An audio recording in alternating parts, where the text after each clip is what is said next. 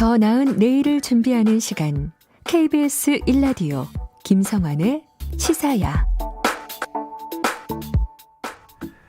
앞서 말씀드렸던 것처럼 서울시장 보궐선거가 이제 딱 일주일 앞으로 다가왔습니다.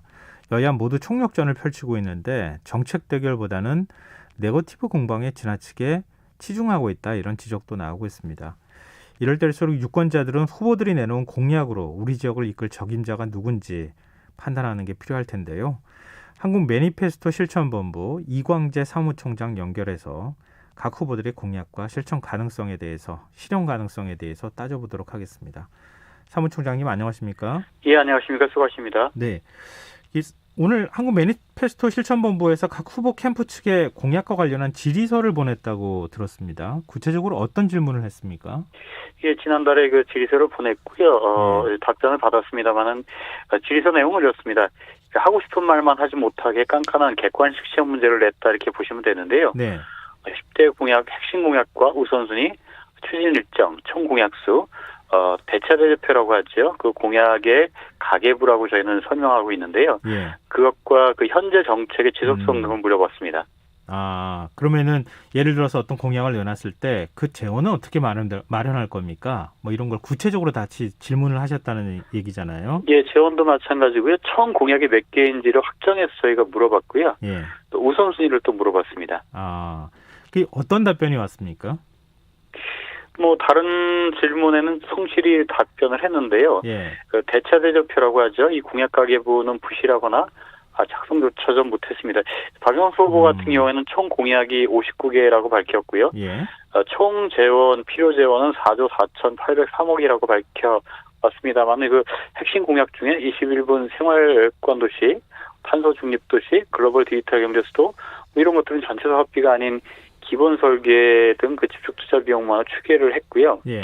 오세훈 후보는 지금 이제 선거가 한 8일 남았죠. 7일 남았죠. 근데 예. 전체 공약이 아직 확정되지 않았다고 밝혀왔고요. 전체 공약이 확정되지 않았다고요? 예, 그렇습니다. 그래서 총 공약과 총 소요 재원 등을 밝히지는 못했습니다.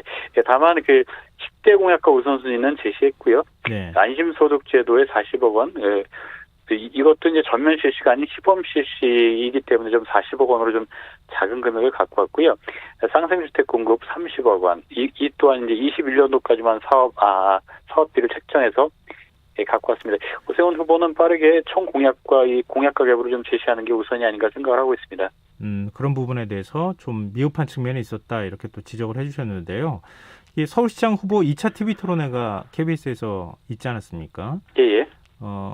이 사무총장님이 평가하시기에 후보 간 충분한 정책 토론이 이루어졌다고 보세요? 이렇게 표현을 할까요? 시험 준비하는 아이들이 다른 아이 성적 떨어뜨리려고 시험 시간에 떠드는 듯 한 그런 정책 토론을 봤다. 정책 토론을 기대했지만 자극적 공부만 주고받았다, 이렇게 좀 보고 있고요. 예. 정책 토론이 충분하진 않았지만 그나마 치열하게 후보 간의 어떤 경합이나 경쟁을 하는 것을 TV로 봤던 유권자들은 그 후보 간의 차이점을 확인하는 데 좀 도움이 됐을 것이다, 이렇게 보고 있습니다. 지금 이제 앞서 공약에 대한 검증 작업과 관련한 대화를 잠시 나누긴 했는데요. 조금 더 세부적으로 얘기를 나눴으면 좋겠습니다. 이번 보궐선거의 최대 이슈는 아무래도 부동산일 수밖에 없을 것 같은데요. 박영선, 오세훈 두 후보 모두 경쟁적으로 공급 공약을 내놨어요. 박영선 후보는 평당 1,000만 원 수준의 반값 아파트를 30만 원 공급하겠다, 이렇게 지금 공약을 했는데 어떻게 실현하겠다고 밝히던가요? 또 실현 가능성은 있다고 보십니까? 우선 두 후보의 수치를 좀 먼저 확인할 필요가 있는데요. 네. 30만 원, 36만 원 이렇게 얘기를 하고 있습니다. 대부분 이제 공급들을 얘기하고 있는데요. 네. 제가 이렇게 좀 설명을 좀 드려볼게요. 서울 압구정동 아파트가 약 한 10,000호 정도 되거든요. 전체 다 합쳐서요? 예, 그렇습니다. 예. 그리고 분당 신도시가 약 한 10만 호 정도 되고요.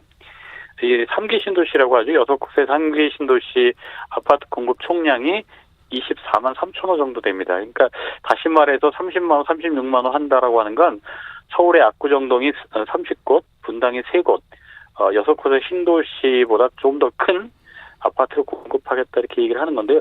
과연 이게 가능할까라고 보고 있습니다. 이 여러 가지 좀 공급을 하겠다라고 하는데 너무 의욕에 앞서서 실현 가능성이 높다라기보다는 공급을 많이 하겠다라고 하는 슬로건성이지 않나 이렇게 좀 보고 있고요. 네. 하나하나 좀 살펴보면요. 네. 박영선 후보가 얘기하는 그 반값 아파트는 이런 방식이거든요.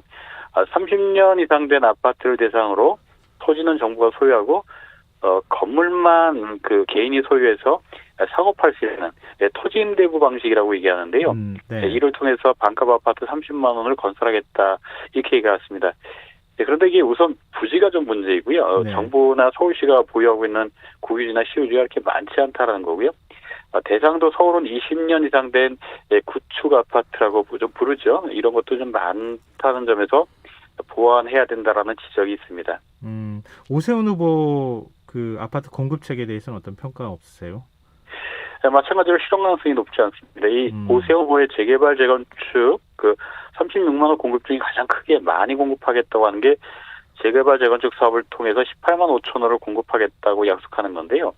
이 재개발 재건축은 공급이 생각보다 그렇게 많지 않습니다. 이게 기존 주택을 멸실 한다라고 표현을 하는데요. 예. 이 기본 주택들을 좀 헐고 새로운 주택들을 지는 거기 때문에 순주택 공급이 그렇게 많지는 않습니다. 오히려 이거 투기장으로 변모되는 수요 촉진을 불러올 가능성이 많고요. 올해 3월이었죠. 서울시립대 연구 결과에 따르면 재개발 재건축 사업은 기존 주택의 멸실을 갖고 오기 때문에 네. 순주택 공급량은 8.6%에 불과했다. 이런 조사도 있었습니다. 지금 이번 서울시장 보궐선거 운동 기간을 거치면서 좀 안정될 듯했던 서울시 아파트 값이 다시 꿈틀거릴 조짐을 보인다. 뭐 이런 보도도 지금 나오고 있는 상황인데요. 지금 어쨌든 다 두 후보 개발 공약을 내고 있는 거 아닙니까? 물론 개발 방식에 있어서 박영선 후보는 공공 중심의 개발, 또 오세훈 후보는 민간 중심의 개발을 얘기하고 있기는 한데 이러면 집값에 어떤 영향이 있을 거라고 보십니까? 후보가 만약에 당선이 된다고 가정하면. 걱정입니다. 이게 어떻게 됐건 공급이 좀 부족한 건 사실이지만 네. 아파트를 공급한다고 하는 것, 신규 주택을 공급한다고 하는 건 인권과 주거권에 대해서 고민을 하면서 얘기를 해야 되고요. 또 이게 이자율이나 또 통화량 또 그 세계 경제와도 맞물려 있는 부분의 문제인데 공급만을 자꾸 얘기를 하고 있어서 집값을 부추길까 봐 좀 걱정입니다. 이 도시개발 정책에 대한 공약도 좀 살펴봤으면 좋겠습니다. 이 박영선 후보는 21분 콤팩트 도시 공약을 내세웠고요. 오세훈 후보는 한강변 르네상스 재추진을 지금 내걸고 있는 상황인데요. 일단 어떤 공약인지 설명이 좀 필요할 것 같습니다. 21분 컴팩트 도시는 그 서울을 인구 50만 명을 기준으로 해서 21분 내 교통거리에 직장, 교육, 보육, 보건의료, 쇼핑, 여가, 문화 등을 모두 해결하겠다고 하는 도시 구상을 밝힌 건데요. 도시 집중화가 아닌 다액화를 통해서 양극화 환경 문제를 동시에 해결하겠다 이렇게 좀 비전을 좀 제시하고 있습니다. 한강 르네상스라고 하는 것 오세훈 후보의 공약이죠. 여의도, 압구정, 성수, 합정, 이촌 등 10개 지역 한강변을 전략 유도 정비구역으로 지정해서 최고 50층에 달하는 한강변 아파트 단지를 건설하겠다고 하는 게 핵심입니다. 과거 오세훈 후보가 시장 시절에도 같은 한강 르네상스 사업을 제시한 바 있습니다. 그럼 그때 내세웠던 공약을 지금 다시 또 내세우고 있다. 예, 그렇습니다. 전 시장 때 중단되었던 것을 다시 한번 해보겠다라고 하는 게 이 사업의 핵심입니다. 그럼 두 후보의 공약 어떻게 평가하고 계십니까? 박영선 후보는 생활권역이라고 하는 개념으로 이제 21번 도시, 컴팩트 도시라고 얘기를 하고 있는데요.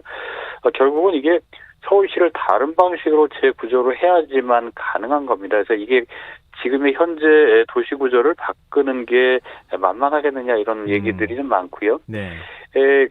한강 르네상스 사업은 과거에 이 한강 르네상스 해당 지역의 그 아파트 값이 천정부지로 올랐던 경험이 있거든요. 네. 여기에 대한 보완 대책이 없을 시에 이 서울시 의회 또 주거정책심의위원회에서 쉽게 통과될 것이라고 보지도 않고요. 또 집값을 부추길 수 있는 위험 요소가 좀 포함되어 있다 이렇게 좀 보고 있습니다. 박영선 후보의 그 21분 컴팩트 도시 랜드마크라고 할 수 있는 수직 정원을 둘러싸고 TV 토론에서 양측이 치열하게 맞붙기도 했는데요. 이 수직 정원 어느 정도 예산이 들 것이고 어느 정도 현실성이 있다고 보십니까? 이게 조경 전문가들의 얘기를 보면 이게 생태도시 사업을 제시했다라고 얘기를 하고 있고요. 세계 주요 도시들도 탄소 중립형 수직 정원 도시라고 하는 사업을 진행하고 있다라고 하는 측면에서 좀 옹호하고 있는 측면이 좀 있습니다. 예. 반면에 그 반대하고 있는 사람들 이야기는 서구 도시와 다르게 서울은 숲이 도시 주변에 많이 있고 또 수직 정원이라고 하는 것이 이제 수천억 원씩 드는 건데 이 21개씩 짓겠다고 하는 게 지금 현재 굉장히 시급하게 예산을 투입할 것이냐라고 하는 비판이 있습니다. 이 두 양측의 어떤 그 장단점들이 극명해 보이기 때문에요. 네. 이 부분의 문제는 정치적 공방보다는 차분히 한번 검증해 볼 필요가 있지 않을까 생각을 합니다. 그리고 강남 강북을 겨냥한 개발 공약도 지금 내놓고 있는데요. 박영선 후보는 이 강남권 유권자를 겨냥해서 경부고속도로 지하화, 이게 참 많이 들었던 얘기긴 한데 이걸 또 약속했고요. 오세훈 후보는 강북의 제4의 도심을 만들겠다, 이런 목표를 제시했습니다. 이 두 공약 실효성과 현실성 어떻게 보십니까? 예, 서로 취약 지역을 겨냥한 공약이라고 보는데요. 네. 1년 3개월짜리 시장이죠. 1년 3개월짜리 시장이 할 수 있는 일은 아니고요. 경부고속도로 지하화 사업은 민주당이 과거에 그리 적극적이지 않았던 사업이고요. 강북의 제4의 도심을 만들겠다라고 하는 약속은 사실은 오세훈 후보가 과거 시장 시절에 했던 약속이기도 했습니다. 그래서 통상적으로 이와 같은 공약은 그렇게 잘 지켜지지 않았던 공약이다, 이렇게 보고 있습니다. 제4의 도심이라는 게 어디입니까? 대부분 이제 도심부 지역에서 서울의 북쪽 지역을 얘기를 하는 거죠. 예. 창동을 비롯한 그 지역들을 얘기를 하는 건데요. 어찌됐든 그쪽에 이제 개발이나 균형 발전 쪽 차원에서 좀 소외됐다, 이렇게 좀 보고 있는 것 같습니다. 지금 1년 3개월짜리 임기를 갖고 있는 시장이다, 이렇게 지적을 해주셨는데 두 후보 입장에서는 앞으로 재선도 생각하고 내놓은 공약입니다, 또 이렇게 또 얘기할 수 있을 것 같기는 해요. 근데 그 기간 안에도 과연 이게 다 실현 가능할까, 이런 생각이 들거든요. 전반적으로 어떻게 보십니까? 이렇게 보시면 될 것 같습니다. 서울 시민들은 1년 3개월짜리 서울시장을 고용하려고 하는데 5년짜리 청서를 내밀었다, 이렇게 보고 있습니다.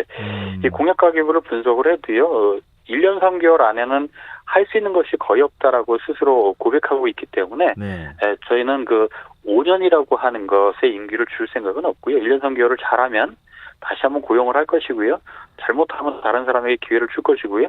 또 이게 민주주의라고 하는 게 중간에 엉망으로 하면 탄핵, 리코라는 제도가 있기 때문에 일단 1년 3개월짜리 고용계약서를 좀 내밀어라, 이렇게 얘기를 하고 있습니다.